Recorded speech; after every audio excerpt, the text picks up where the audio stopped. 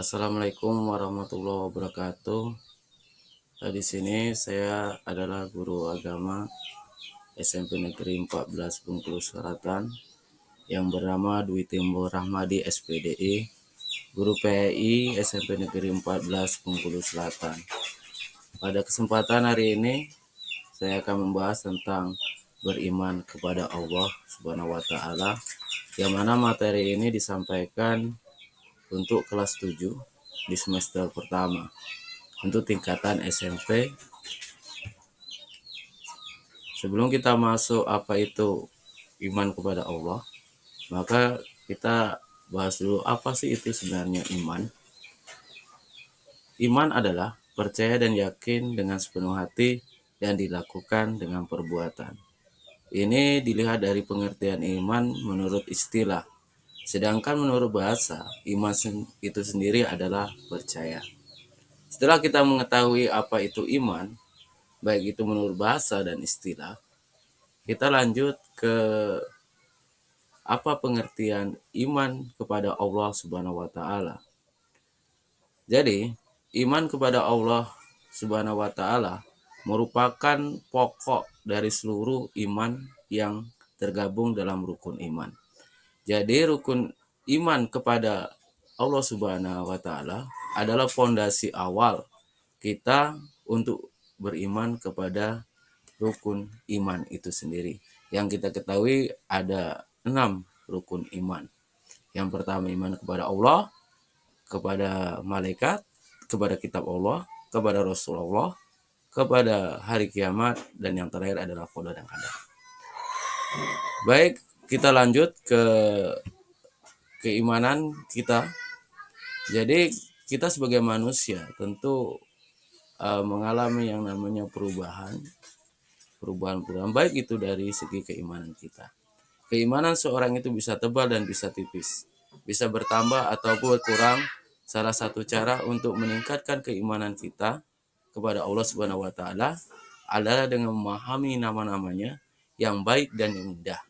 Kita sering mendengar nama-nama indah itu dengan sebutan Al-Asmaul Husna. Jadi, di sini sebelum kita untuk meningkatkan keimanan kita kepada Allah Subhanahu wa taala, kita harus mengetahui yaitu nama-nama baik Allah. Nama-nama baik Allah ini sering kita sebut dengan nama Asmaul Husna. Yang mana kita ketahui bersama, jumlah Asmaul Husna ini adalah 99. Nah, 99 ini menyangkut tentang nama baik Allah. Terus selanjutnya, apa itu Asmaul Husna? Asmaul Husna artinya nama-nama Allah yang baik, indah, dan agung. Nama-nama tersebut menggambarkan betapa Allah Subhanahu wa taala Maha baik, Maha indah, dan Maha agung. Nah, ini dilihat dari pengertian Asmaul Husna. Sedangkan apa itu Asmaul Husna yang akan kita bahas pada kesempatan hari ini? Yang akan kita bahas pada kesempatan hari ini 4 yang akan kita bahas, yaitu Al-Alim, Al-Khabir, Al-Sami, dan Al-Basi. Keempat ini pada kesempatan hari ini akan kita bahas. Apa itu Al-Amin, apa itu Al-Khabir, apa itu As-Sami, dan apa itu Al-Basi. Selanjutnya, kita bahas yang poin yang pertama, yakni Al-Alim. Al-Alim ini sendiri mempunyai arti yaitu maha mengetahui. Di sini Allah dalam pengertiannya maha mengetahui segala apapun yang ada di bumi, di langit, di laut, di gunung, bahkan di mana-mana. Bahkan yang terkecil yaitu pada diri hati manusia, yaitu dalam hati manusia. Kita nggak ada yang tahu apa isi hati manusia, tapi Allah maha mengetahui. Dan disinilah yang disebut dengan Allah, yang dimaksud adalah pengertian dari Al-Alim. Terus, nah dalam konteks kehidupan, apa yang bisa kita lakukan dalam beriman kepada Al-Alim ini? Yang pertama adalah selalu berusaha semangat belajar. Terutama anak-anak sekalian yang saat ini masih duduk di kelas 7. Tentu semangat belajar ini adalah modal dan ini adalah implementasi penerapan dari Al-Amin itu sendiri. Terus selanjutnya, menghargai ilmu dan para ulama. Menghargai ilmu. Berarti di sini kita menghargai ilmu-ilmu yang kita miliki dan kita terapkan. Dan juga para ulama. Itu adalah termasuk guru kita. Orang-orang yang telah memberikan ilmu pengetahuan kepada kita. Nah, kita harus menghargai mereka. Karena dengan menghargai seorang guru, maka ilmu itu akan lebih bermanfaat dan barokah bagi kita. Terus selanjutnya, senantiasa bertindak dan mengambil keputusan atas dasar ilmu yang dimiliki. Jadi kita dalam konteks kehidupan sehari-hari, kita bertindak itu berdasarkan ilmu, bukan berdasarkan yang lain. Sehingga apa yang kita lakukan itu benar, dan kalau kita menjalankan ibadah itu mendapat pahala dan sah hukumnya, dan tidak sia-sia apa yang kita lakukan. Selanjutnya, selalu berusaha meneguhkan hati dalam beriman kepada Allah Subhanahu wa taala. Karena kenapa? Karena segala sesuatu kita yakin dan percaya bahwasanya Allah itu mengetahui apa yang kita lakukan dalam konteks kehidupan ini. Terus selanjutnya yang terakhir, para pelajar anak-anakku sekalian, giat belajar untuk lebih menguasai ilmu pengetahuan. Ini adalah kunci utama. Sebagai pelajar, tugas utama anak-anak sekalian adalah belajar, yaitu menuntut ilmu pengetahuan dan berusaha menguasai. Berarti menguasai ini adalah mendalami ilmu itu dan diterapkan dalam konteks kehidupan keseharian. Terus selanjutnya adalah al-khabir. Selanjutnya adalah uh, al-khabir, al-basir. Al-basir adalah artinya maha melihat. Di sini Allah bisa melihat segala sesuatu yang baik, apa yang ada di alam semesta ini. Nah, di sini Allah mau melihat sekecil apapun, sebuih apapun, bahkan bakteri yang tidak bisa dilihat dengan mata kita, Allah mau melihat. Dan di sini cara kita beriman terhadap Al-Basir dalam implementasi dalam kehidupan konteks sehari-hari adalah yang pertama adalah bersikap hati-hati. Karena kehati-hatian, apa yang kita lakukan, orang lain tidak melihat, Allah melihat. Maka kita dalam bertindak, bersikap itu harus hati-hati. Jangan sampai kita dengan sikap kita, justru kita mendapatkan dosa. Orang lain tidak melihat, tapi Allah Maha melihat. Contohnya dalam konteks belajar, anak-anak sekalian mengerjakan tugas atau ulangan, anak-anak mencontek. Guru yang pengawas tidak melihat, tapi ingat Allah Maha melihat. Terus selanjutnya, menjaga diri dari perbuatan tercela. Perbuatan tercela cukup banyak, apalagi di zaman sekarang, zaman teknologi yang serba modern. Kalian contohnya jalan-jalan. Nah, ketika di jalan, kalian melihat, wow, di sini ada buah-buahan. Anak-anak mengambil buah-buahan ini tanpa terlihat orang, tapi ingat Allah Maha melihat. Dan selanjutnya berhati-hati dalam berbuat dan memutuskan sesuatu. Terus selanjutnya menjaga pandangan dan melihat hal-hal yang baik. Jadi intinya, dalam berbuat dan melihat, kita harus berhati-hati. Karena apa yang kita lakukan, Allah itu Maha melihat. Terus al-khabir. Al-khabir artinya adalah bersikap cermat dalam berbagai tindakan.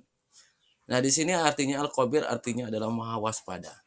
Dalam konteks dalam kehidupan sehari-hari, kita harus bersikap seperti apa? Yang pertama adalah bersikap cermat dan dalam berbagai tindakan. Cermat karena kenapa? Karena kita mengetahui bahwasanya Allah itu maha teliti, maha waspada. Maka kita akan mencontoh sikap-sikap Allah tersebut dengan konteks kehidupan sehari-hari. Kita cermat dan berbagai tindakan dalam berbagai tindakan kita. Jangan ceroboh, ya kuncinya. Terus menjadikan pendorong untuk sangat semangat belajar. Karena orang yang semangat belajar ini termasuk dalam al-khabir. Menghindari ceroboh dan bertindak curang. Melakukan berbagai aktivitas dengan teliti. Jadi ketelitian itu menjadi modal utama dalam kita beriman kepada al-khabir. Selanjutnya adalah senantiasa meningkatkan ilmu pengetahuan secara mendalam. Dengan ini adalah bentuk dari rasa ketelitian kita, bentuk dalam kehidupan kita sehari-hari, sehingga hidup itu harus teliti, tidak jeroboh, dan kita juga selalu waspada dengan apa yang akan terjadi dalam konteks kehidupan. Terus selanjutnya adalah